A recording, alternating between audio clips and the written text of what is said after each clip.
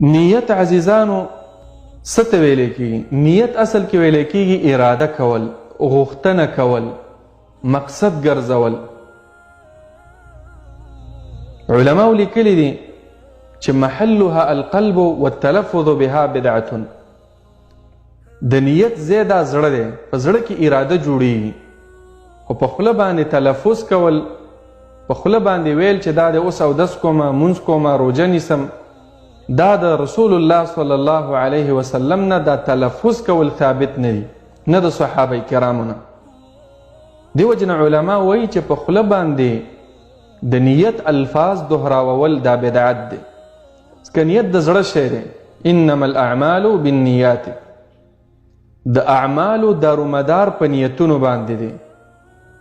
اهل علم لیکلي دي چې په نیت سره یو څو فایدې ملاویږي. اول چې انسان په زړه کې اراده وکړي، نو په دې سره اول فرق په مابین د عادت او د عبادت کې راځي. لکه مثلا بدن صفا کول، مونږ او تاسو چې ورته غسل وایو، لمبل ورته وایو. اوس یو سړی دی اولمبي، اسې ځان یخولې مقصد وي، ځان صفا کولې مقصد وي، ځان ګرمولې مقصد وي، په ګرمو اوبه ولامبي. دا یو عادت دی، ښه عادت دی، عبادت خو نه دی که نه، صرف ځان یخول.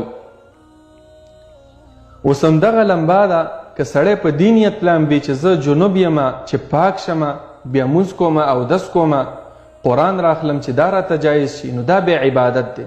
یو شان لمبل دی، یو شان اوبه په ځان راتویول دي، خو د زړه په ارادې سره دا عمل د دې نه چې جدا کیږي په نیت سره. دویم حتی عباداتو کې چې تمیز او فرق راځي په نیت سره. لکه د ماسپښین مونځ ته کې، نو نیت د ماسپښین مونځ به کې، فرضي مونځ کې نیت د فرضي مونځ وکړه، نفلي مونځ کې نیت د فرضي مونځ بیا مه کوه، د نفلي مونځ وکړه. د سحر مونځ کې هر یو مونځ ته به خپل نیت په زړه کې راولي، په خوله باندې به الفاظ